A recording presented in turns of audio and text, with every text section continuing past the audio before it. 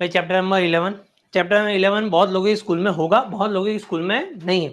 अब नहीं है उन लोग के लिए भी मैं बता देता हूँ, फर्स्ट टर्म के बाद है ना कई लोगों के स्कूल में कुछ 4-5 दिन का गैप आ रहा होगा। फर्स्ट टर्म खत्म था, दिवाળી वेकेशन चालू था, नहीं बच्चे एक वीक जो गैप आउट हुए, बहुत सारे स्कूल टीचर है ना उस गैप के अंदर ये चैप्टर को उड़ा देते और फिर बोलते हैं हम लोग दिवाली के बाद मिलेंगे। दिवाली के बाद वो लोग पार्ट 2 से कहानी चालू कर दें, पार्ट 2 से आप लोग का कहानी चालू होगी। ये चैप्टर बहुत लोगों का स्किप हो जाता है, हमारे पास टाइम है तो हम लोग ग्रेसफुली इसको निपटा देते हैं। क्लियर है, इसलिए हमारा किधर भी फंडामेंटल गलत ना हो जाए। सर ये बीआरएस होता क्या है? Bank reconciliation statement. ये किसको बना? हर एक बिजनेसमैन को, हर एक बंदे को, जो लोग भी बैंक अकाउंट रखते हैं उन लोग को बनाना पड़ता है। अब ये क्यों बनाना पड़ता है सर, इसकी जरूरत क्या है? देखो पहले ऐसा हुआ करता था, पहले के टाइम के बता दूं क्यों जरूरी था। आजकल हमारे फोन में नेट बैंकिंग है, फोन एप ઉપરથી ખબર પડી જાય બેંકમાં કેટલું બેલેન્સ છે બરાબર। पहले ऐसा नहीं हुआ करता। अगर मान लो नीचे इंडसइंड बैंक है ना, तो मेरे पास एक पासबुक हुआ करती है। એ પાસબુક મારે બેંકમાં જઈને ભરાવાની, એટલે બેંક વાળો મને ત્યારે પાસબુકમાં બધી વસ્તુ કે શું થયું હતી આખા મહિનામાં કે જ્યારે હું ભરાવા ગયો। अब मैं रोज रोज मुझे बैलेंस चेक करना हो, मान लो ये भाई साहब मेरे पास पैसा लेना है और ये भाई साहब ने बोला कि मुझे मेरा पैसा दो, मैं चेक लिख रहा हूँ पर मेरे अकाउंट में कितना पैसा वो तो मुझे पता ही नहीं है। अब मैं हर वक्त तो अपने बंदे को भेज नहीं सकता बैंक में, जब बैंक में जब पूछता है अपना अकाउंट में કેટલા પૈસા છે। तो मैंने क्या किया, मैंने एक अकाउंटेंट को ऐसा बोला भाई तू ऐसा कर, આપણે બેંકના જેટલા ટ્રાન્ઝેક્શન થાય તું પણ લખી રાખ ને। ફોર એક્ઝામ્પલ આપણે બેંકમાં એકાઉન્ટ ખોલ્યું 10,000 રૂપિયાથી, હવે આપણે 2,000 રૂપિયા જમા કર્યા તો તું લખી કાઢ કે આપણા એકાઉન્ટમાં કેટલા છે 12,000। બેંકને ક્યાં પૂછવા જવાનું? સપોઝ આપણે કોઈને ચેક આપીએ છીએ 5,000 રૂપિયાનો, તો તું માઇનસ કરી કાઢ 5,000 રૂપિયા। તો તું 5,000 રૂપિયા માઇનસ કરી દઈશ તો શું થઈ જશે कि भाई माइनस થઈ ગયા એટલે આપણને ખબર કે બેંકમાં કેટલા રૂપિયા છે 7,000 રૂપિયા છે। क्लियर है? मैंने बोला तू लिखता है। अब ये भाई साहब अकाउंटेंट ने काम चालू कर दिया, अकाउंटेंट अपना काम कर रहा है अच्छी तरीके से। अब उसने बोला 7,000 रुपए पड़े हुए। अब जब मैं बैंक अकाउंट के अंदर मैंने पासबुक भरवाने भेजा एक बंदे को और पासबुक लेके आया और उसने बोला आपके अकाउंट में पड़े हुए हैं 10,000 रुपए। ये बोल रही है 7,000 है और वो बैंक बोल रहा है कि हमारे अकाउंट में आपके पैसे कितने पड़े हुए हैं 10,000। ये ऐसा कैसा गड़बड़ कैसे हो गया? ये क्या हो गया? बैंक वाળાએ ભૂલ કરી, बैंक વાળાથી ભૂલ થાય એવી કે 3,000 વધી ગયા, एकाउंटेंटे भूल करी? तो आंसर हो सकता है, इसके बहुत सारे रीजन है। हो सकता है किसी कस्टमर ने डायरेक्टली हमारे अकाउंट में जमा करवा दिया, जो हमने फोन नहीं किया हो कि भाई सर मैं તમને પૈસા આપ્યા છે ફીસના, એને डायरेक्टली કસ્ટમરે बैंक अकाउंटમાં નાખી दिया જે આપણને ખબર જ નહોતી। हो सकता है कि हमने कोई चेक जमा करवाया और अकाउंटेंट लिखना भूल गई हो कि हमने चेक डाल दिया था पर वो लिखना ही भूल गई, पर बैंक वालों ने तो उसका हिसाब दे दिया। बहुत सारे रीजन है, बहुत सारे रीजन है। उस रीजन को हमें ढूंढना है, उस रीजन को हमें क्या करना है? ढूंढना है। क्लियर है? એટલે મને જો પેલું ખબર પડી 10,000 આ કે 7,000 એટલે હું ટેન્શન માં ગયો, સાલું આવું કેવી રીતે થઈ ગયું? એટલે મેં જોયું, પછી મને ખબર પડી અચ્છા રમેશભાઈએ 3,000 રૂપિયા જમા કર્યા, એટલે હવે મને શાંતિ, હા ઠીક છે एकाउंटेंट लखी का 3,000 आई गया, 10 शांति। क्लियर है? तो मुझे क्या करना पड़ेगा? पैरेलल बनाना पड़ेगा। मुझे क्या करना पड़ेगा? पैरेलल। क्लियर है? अब ये बीआरएस जो होता है ना, बीआरएस उसके अंदर हम लोग नॉर्मली एक हमारे पास होती है कैश बुक, हमारे पास क्या होती है? Cash book. और बैंक के पास जो होती है ना वो होती है पासबुक। अब बैंक भी हिसाब किताब रखता है, हम भी हिसाब किताब रखते हैं। क्लियर है? अगर मान लो कोई पेरेंट्स ने मुझे चेक दिया, क्लियर है कि भाई काले सर તમે આજે ચેક છે લઈ લો તમે પૈસા, तो मैं अपने वहां पे पहले एंट्री करूंगा। क्लियर है कि भाई मारी पास आना पैसा आया 5,000 रुपया चेक आया तो 5,000 रुपया प्लस कर दी था।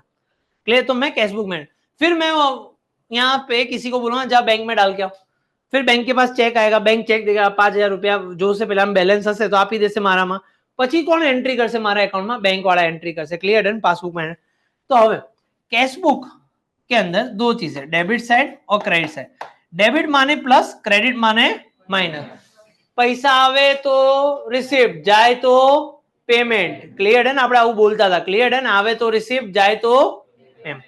હવે પાસબુક વાળા પણ એન્ટ્રી કરતા હોય, એની અંદર એન્ટ્રી છે ને થોડી ઊંધી થતી હોય, માઇનસ થાય ત્યારે ડેબિટ થાય, પ્લસ થાય ત્યારે ક્રેડિટ થાય। ક્લિયર है? કારણ કે એ લોકો ઓપોઝિટ સાઈડ ઉપર છે, એ લોકો કઈ સાઈડ ઉપર છે? Opposite side. એટલે તમારા પપ્પાને જો કદાચ સેલેરી આવે ને તો તમારા બેંક એકાઉન્ટમાંથી મેસેજ આવે ને બેંકમાંથી, salary has been credited in your account. Credited એટલે જમા થયા છે, વધ્યું છે બેલેન્સ। Clear done. તો જ્યારે જ્યારે પૈસા વધે બેંકમાં, બેંક વાળા શું એન્ટ્રી કરે? ક્રેડિટ. આપણે શું એન્ટ્રી કરીએ? ડેબિટ. Clear done. આપણે જ્યારે ઘટે ત્યારે શું કરીએ? બેંક વાળા શું કરે? હવે મને ક્વેશ્ચન આની અંદરથી પૂછે, बीआरएस इज अकाउंट और स्टेटमेंट, तो बीआरएस का नाम ही है बैंक रिकंसिलिएशन स्टेटमेंट, तो बीआरएस क्या है? स्टेटमेंट. ये भी याद रखना. क्लियर है? दूसरी चीज, बीआरएस कौन बनाता है? बैंक बनाता है या हम बनाते हैं? આપણને પ્રોબ્લેમ હતો ને 7 અને 10 માં, બેંક ને તો કે જે કરવું એ કર ભાઈ, અહીંયા આટલા પડ્યા છે. हम बनाते. कौन बनाते हैं? हम. ओके. कैश बुक किसके पास होती है? बैंक के पास होती है या हमारे पास? पासबुक किसके पास होती है? हमारे पास या बैंक के पास? पासबुक આપણી પાસે જો હોય, બરાબર. Transactions are recorded by bank. Passbook તો આપણી ઘરમાં આપણી પાસે જ હોય બેટા. ક્લિયર है? बैंक वाला ना રાખે પાસબુક. लॉजिक क्लियर हुआ? डन. पर वो रेकॉर्ड कौन करे? આપણે જાતે ના લખી શકીએ કે મારી ઈચ્છા છે 10 કરોડ લખી દો, હવે બેંકમાં જઈને કહો मैं 10 करोड़ लेखा तू जमा, એવું ના. क्लियर है? चल, ये logic clear. Hello everyone, quick announcement. अगर आप अहमदाबाद में हैं तो आप पर्सनली हमारे पास ऑफलाइन बैचेस में आ सकते हैं, फिजिकल क्लासेस में, जहाँ पे आप सैटेलाइट और साउथ भोपाल एरिया में हमारे ऑफलाइन सेंटर्स हैं, तो हमारे पास पर्सनली आप पढ़ सकते हैं, प्रैक्टिस कर सकते हैं, एग्जाम्स यहाँ पे होती है, कंडक्ट होते हैं, और हमारे ऑफलाइन सेंटर्स में 7 सब्जेक्ट्स हम लोग पढ़ाते हैं। आप अलग अलग जगह पे है गुजरात के, और गुजरात बोर्ड में आप पढ़ रहे हैं, तो आप सारी जो नोट्स है वो कौटिल्य बैच जो करके हैं, आप सारे वीडियोस देख रहे होंगे तो आपको पता होगा। आप यूकेआईसी ऑनलाइन जो है वो एंड्रॉयड आप यूज़र है तो आप उसमें से ऐप डाउनलोड करके ये जो है वो फ्री ऑफ कॉस्ट, ये जितने भी वीडियोस होंगे हमारे उसकी सारी नोट्स उसमें होंगी, तो आप गो थ्रू कर सकते हैं। पर इस बार हम लोगों ने लॉन्च किया है कौटिल्य प्लस, जिसमें हम लोग कॉमर्स इजी बुक्स भी देते हैं, जिसमें हम डिटेल्ड वर्जन देते हैं आपके पढ़ाई के लिए। एक जो है वो एक extra plus on add on हो जाएगा, जिसमें आप हर चीज़ बहुत इजीली पढ़ पाएंगे। ठीक है, हमने अकाउंट सेट्स के लिए तो स्पेस भी छोड़ी है जहाँ पे आप अपने हिसाब से सम्स कर सकते हैं, और इको बीए में जिस हिसाब से बोर्ड्स में पूछे जाते हैं, कोई में समरी नोट्स भी दी है, तो उस हिसाब से आप कॉमर्स इजी नोट, तो चारों 4 सब्जेक्ट की आपको नोट्स डिलीवर होती है आपके घर पे। और हमने इस बार टेस्ट सीरीज भी लॉन्च किए हैं कि काफ़ी बच्चों का ऐसा होता है मैम हम वीडियोस देख लेते हैं पर पता नहीं चलता इवैल्यूएशन के लिए कि मुझे कितने मार्क्स आएंगे, तो उन सारे लोगों के लिए ये टेस्ट सीरीज है जो 3500 रुपीज़ की, मतलब अगर आप दोनों को कंबाइन करें तो 8000 का है, जो आपको 6500 में पूरा मिल जाएगा। मतलब हम आपको एक स्केड्यूल सेंड करेंगे और उस हिसाब से आपको एग्जाम्स देनी रहेगी। तो ये कौटिल्य प्लस जो है वीडियोज़ यहाँ से देख लो, पूरा का पूरा आपका 11th क्लियर हो सकता है। ठीक है, तो ये जो है हमारा कौटिल्य, उसका थंबनेल कुछ ऐसा दिखता है, कौटिल्य प्लस का थंबनेल कुछ ऐसा दिखता है। और अगर आप iOS के हैं तो आप हमारे वेबसाइट थ्रू लॉगिन कर सकते हैं और उसमें से ये पूरा कोर्स आप देख सकते हैं। और जो लोग 12th स्टैंडर्ड में हैं और आप अगर 12th में आएंगे तो हमारे 12th के लिए एक स्पेसिफिकली बहुत ही फोकस्ड कोर्स है, दैट इज कॉमर्स के बाजीगर्स। ठीक है, जो आपको चारों 4 सब्जेक्ट अकाउंट सेट्स इको भी पूरा आपको वहाँ पे पढ़ाया गया है। जो रिकॉर्डेड लेक्चर्स रहते हैं, जो है 9999 10,000 रुपीज़ का कोर्स है, जिसमें आपका पूरा 12th कवर हो जा रहा है। ठीक है, मेन 4 सब्जेक्ट्स वाला। और बाजीगर प्लस नाम का जो एक कोर्स हमने इस बार लॉन्च किया है, उसमें टेस्ट सीरीज और कॉमर्स इजी बुक्स भी आ जाती है। तो मतलब आप आइडियली देखने जाओगे तो 15,000 में टोटल आपका पूरा का पूरा 12th गुजरात बोर्ड कंप्लीट हो जाता है। मतलब आप एग्जाम्स भी दे रहे हैं, आपके पास नोट्स भी आ गई है और आपके पास वीडियोस भी है, मतलब हर चीज़ एक ही जगह पे। So now you can continue with your lecture. अब मैं एक चीज दिखा रहा हूँ, ये मुझे पता नहीं पीछे कैसा दिखाई दे रहा है, क्या दिखाई दे रहा है, पाछળ દેખાય છે સ્ક્રીન ઉપર?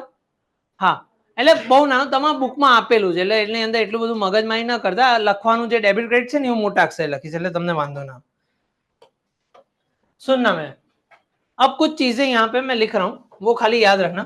कैश बुक के अंदर अभी मैंने बताया डेबिट माने प्लस, क्रेडिट माने minus.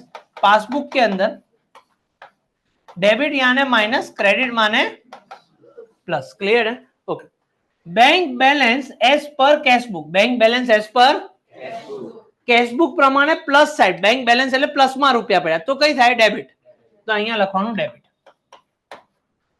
Bank overdraft as per cash book, overdraft એટલે માઈનસ માં, ઓવરડ્રાફ્ટ એટલે તો માઈનસ માં, જ્યારે કેશ बुक માં માઈનસ કઈ સાઈડ છે? Bank balance as per passbook, bank balance as per એટલે પાસબુક માં બેલેન્સ એટલે પ્લસ સાઈડ કઈ સાઈડ છે? Bank overdraft as per passbook तो डेबिट। चलो ये हम लोग को याद है सर, इसका क्या काम आएगा थोड़ी देर में समझा रहा हूँ, क्लियर है। अब मुझे बताओ, अगर मैं चेक भरूं बैंक के अंदर, अगर मैं चेक डालू बैंक के अंदर, मेरे पास कुछ 4-5 बच्चों के चेक पड़े हुए, मैंने आज बैंक में जमा करवाए, तो उससे बैंक बैलेंस बढ़ता है या कम होता है? ओके, એટલે પ્લસ થાય. હવે પ્લસ થાય તો કેશબુકમાં કઈ સાઈડ પ્લસ છે અને પાસબુકમાં? ઓકે, ચલો very good. Check issued to the party, issue એટલે લખીને આપ્યો મેં, માની લો આ પૈસા માંગવા આવે, સર મને પૈસા આપો ને, ક્લિયર, એટલે મેં ચેક લખીને એને આપી દીધું. હું ચેક લખીને એને આપું છું, મારા બેંક એકાઉન્ટમાં બેલેન્સ વધશે કે ઘટશે? ઘટશે, માઇનસ. મારા માઇનસ થાય તો કેશબુકમાં કઈ સાઈડ ઇફેક્ટ આપો? બેંક વાળા ક્યાં આપશે? Debit. Okay. Interest received on bank balance, interest received on, okay. હવે બેંક વાળાએ મને મારા બેલેન્સ ઉપર વ્યાજ આપ્યું, તો બેંક બેલેન્સ વધશે કે ઘટશે? વધશે કે ઘટશે? પાક્કું વધશે. હા, પ્લસ. પ્લસ એટલે આપણે ડેબિટ અને બેંક વાળા. Interest paid on bank overdraft, આપણે બેંકને પે કર્યું ઇન્ટરેસ્ટ, માઇનસ થશે. માઇનસ થશે તો ક્રેડિટ અને બિલ ડિસઓનર્ડ, બિલ ડિસઓનર થઈ ગયું. બિલ ડિસઓનર નો મતલબ શું છે હું અત્યારે સમજાય, પણ માઇનસ થાય, બરાબર, એટલે માઇનસ ની આપણી જેમ જ ઇફેક્ટ આવશે. હવે આ શું છે થોડીક વારમાં હું સમજાવું. સમ વખતે બેંક વાળાએ ચાર્જીસ કાપી લીધા આપણામાંથી, તો માઇનસ. હવે આનો રૂલ શું છે ખબર છે? Do what is not done, do what is not done. ભાઈ એવું કરો જે થયું નથી, એટલે આઈધર ડેબિટ થયું હશે કે ક્રેડિટ થયું હશે, કોઈ એક ઇફેક્ટ બાકી હશે તો પ્રોબ્લેમ. આને 3000 કસ્ટમરને ડાયરેક્ટલી આપ્યા હતા, ક્લિયર ડન, એ આને એન્ટ્રી કરી હતી, અમે નોટ કરી, એટલે જે નહોતું કર્યું એ કરવાનું છે, ક્લિયર ડન, એટલે લોચો થયો હતો. હવે do what is not done, do what is clear done. હવે આ લોજિક ઉપરથી ધ્યાન રાખજો. આ cheque paid into the bank but not credited, but not શું નથી થયું, તો આપણે શું કરશું? ડેબિટ કરશું કે ક્રેડિટ કરશું? ક્રેડિટ કે ડેબિટ? ક્રેડિટ કરશું. શું નથી થયું? ક્રેડિટ નહોતું થયું તો આપણે ક્રેડિટ કરી દીધું. મેં વાંચતો એટેન્ડન્સ લઈ જા એટલે ક્લિયર ડન. ચલો, cheque issued but not paid by bank, not paid by, એટલે ચેક મેં આપી દીધો. હવે વિચારો, આવું વિચારવાનું હંમેશા. ભાઈ કુશલ મારી પાસે આવ્યો, સાહેબ પેલા પૈસા, મેં કીધું હા લે ભાઈ ચેક લઈ જા. એટલે મેં એકાઉન્ટન્ટને કીધું ભાઈ એન્ટ્રી કરી કાઢજે, કુશલને પેમેન્ટ કરી દીધું. એટલે હું જ્યારે પેમેન્ટ કરું છું ત્યારે એકાઉન્ટન્ટ કઈ સાઈડ એન્ટ્રી કરશે? ક્રેડિટ સાઈડ ઉપર, clear done.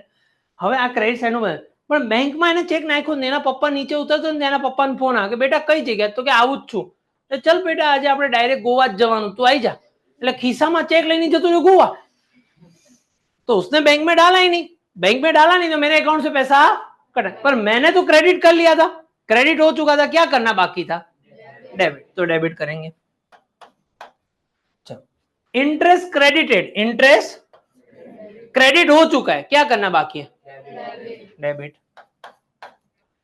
Interest debited, debit हो चुका है. Dividend interest commission collected by bank. હવે આ સમજીએ શું છે. ભાઈ બેંકે આપણા બિહાફ ઉપર કોઈ રૂપિયા કલેક્ટ કરી લીધા, કોઈ રૂપિયા શું કરી લીધા? કલેક્ટ કરી લીધા, બરાબર. તો કલેક્ટ કરે તો બેલેન્સ વધી જાય. હવે બેંકે કર્યું તો બેંકને તો ખબર હોય કે બેલેન્સ વધારે, એટલે બેંકે શું કરી દીધું હશે? ક્રેડિટ થઈ ગયું. શું કરવાનું બાકી છે? તો ડેબિટ કરી દો. હવે કોઈ કસ્ટમરે જેને ડાયરેક્ટલી ડિપોઝિટ કરી દીધા પૈસા, ભાઈ કોઈ કસ્ટમરે આપણા એકાઉન્ટમાં જઈને ડાયરેક્ટલી પૈસા નાખી દીધા. હા, બેંકને તો ખબર પડી ગઈ હશે ભાઈ પૈસા, તો બેંક વાળાએ શું કરી દીધું હશે? ક્રેડિટ થઈ ગયું હશે. શું કરવાનું બાકી છે? ડેબિટ કરી દો. Cheque paid into the bank but not recorded in the cashbook. હવે શું થયું સમજાવું. એકાઉન્ટન્ટ હતી અમારે ત્યાં, શિવાક્ષી લંચ બ્રેક ઉપર ગઈ હતી. હવે લંચ બ્રેક ઉપર લંચ કરતી હતી. આ કુશલ કે સાહેબ પેલો ચેક આપી દો મને. મેં કીધું હા લઈ લેતા, એટલે મેં ચેક લખીને આપી દીધું કે લે આ ચેક લઈ જા. એ જતો રહ્યો, ક્લિયર ડન. મેં અહીંયા બહાર કીધા, મેં શિવાક્ષી લંચ બ્રેક ઉપરથી આવે ને તો કહી દે કુશલને આપણે 10,000 નું પેમેન્ટ કરી દીધું છે, એટલે એ એન્ટ્રી કરી કાઢે. હવે શિવાક્ષી આવી ત્યારે પેલો લંચ બ્રેક ઉપર ગયો, એટલે વાત તો થઈ જ નહીં, પેલો પણ ભૂલી ગયો, આ પણ ભૂલી ગયો, બરાબર. આ ભાઈએ ચેક નાખી દીધો બેંકમાં, મારા એકાઉન્ટમાંથી કપાઈ પણ ગયા પૈસા. ક્લિયર? એટલે હવે લોચો શું થયો છે? બેંકે તો પૈસા આપી દીધા, બેંકે પૈસા આપી દીધા એટલે માઇનસ થઈ ગયું, ડેબિટ થઈ ગયું. પણ સિવાક્ષીએ જે ક્રેડિટ કરવાનું હતું શું હતું? બાકી છે. જો જે નથી થયું એ કરો તો શું કરવાનું બાકી છે? Credit. Cheque recorded in cash book but not paid into the bank. હવે શું થયું? ચેક મારી પાસે આવી ગયા હતા, ચેક મારી પાસે આવી ગયા હતા. ક્લિયર? મારી પાસે બધા જ ચેક પડેલા હતા. મેં કીધું ભાઈ આજે જમા કરાવતો આવજો એકાઉન્ટમાં. મેં સિવાક્ષીને કીધું ભાઈ તું લખી કાઢ, 10,000 નો ચેક આપણે જમા કરાવવા મોકલી દઈએ છે, તું લખી કાઢજે. કે હા સર લખી કાઢું છું. એટલે એને ડેબિટ સાઈડ ઉપર ઇફેક્ટ આપી દીધી. આમાં પ્યુન ના લાગજો, રીલ જોવા જોવામાં ચેકબુક લીધા વગર જ ભાગી ગયો, એટલે બેંકમાં જમા થયા નહીં. એટલે ડેબિટ થઈ ચૂક્યું છે. શું કરવાનું બાકી છે? Credit. Payment made by bank on behalf of trader. ભાઈ ઇલેક્ટ્રિસિટી બિલ ભરવાનું હતું, બરાબર. મારા પપ્પા મને ગયા ઓફિસનું બિલ આવ્યું, ભરો ભરો ભરો. એટલે મેં કીધું યાર બેંક વાળાને ડાયરેક્ટલી બેંકમાં એક એપની અંદર આવે બિલ પેમેન્ટ, મેં ડાયરેક્ટ બિલ ભરી કાઢ્યું. એટલે બિલ ભરી કાઢ્યું એટલે બેંક વાળાએ તો ઓકે માઇનસ કરી કાઢ્યા રૂપિયા, બેંક વાળાએ માઇનસ કરી, બેંક વાળાએ શું કરી કાઢ્યું? ડેબિટ કરી કાઢ્યું. હવે મેં ભરીને હું તો મારા કામમાં બેસી ગયો. સિવાક્ષીને મેં કીધું જ નહીં કે મેં ભરી દીધા છે. ક્લિયર? એટલે ડેબિટ થઈ ચૂક્યા છે. શું કરવાનું બાકી છે? ક્રેડિટ. ડિસ્કાઉન્ટ ની અંદર ફરીથી એક જ વસ્તુ, ડિસ્કાઉન્ટ ની અંદર બેંકને પહેલા ખબર પડે, બેંક વાળા ડેબિટ કહી દીધું આ ક્રેડિટ છે. આ શું કામ આવું થાય છે હું થોડીક વારમાં સમજાવું છું. Bank charges commission debited by bank, debited by, તો ડેબિટ થઈ ચૂક્યું. શું કરવાનું બાકી છે? ક્રેડિટ. હવે બે વસ્તુ હોય, એક હોય ઓવરકાસ્ટ, એની અંદર યાદ રાખવાનું ઓપોઝિટ સાઈડ, એની અંદર શું કરવાનું? અને અંડરકાસ્ટ, એનો મતલબ છે સેમ સાઈડ. એનો મતલબ શું છે? Same side. ક્લિયર? હવે તમારા બુકમાં જ્યારે લખવા બેસો ને ત્યારે તમે ધ્યાન રાખજો, આ વાળી લાઈન જ નથી તમારા પેલાની અંદર, આ વાળી લાઈન છે જ નહીં. જો ક્લિયર? એટલે પેલું ડેબિટ ક્રેડિટ ફટાફટ ઉતાવળમાં લખવા જશો ને એટલે શું થશે? ઊંધા સીધા થઈ જશે. એટલે એના ઉતાવળ ના કરતા. ક્લિયર? આ યાદ કે ઓવરકાસ્ટ, ઓ US પીઝા, US. ક્લિયર? ને આવું યાદ રાખવાનું. ઓવરકાસ્ટ એટલે અંડરકાસ્ટ એટલે ક્લિયર? આ લોજિક. અને આ નીચે વાળું આટલું ટેબલ. હવે તમારે અત્યારે છે ને આટલું લખવાનું છે.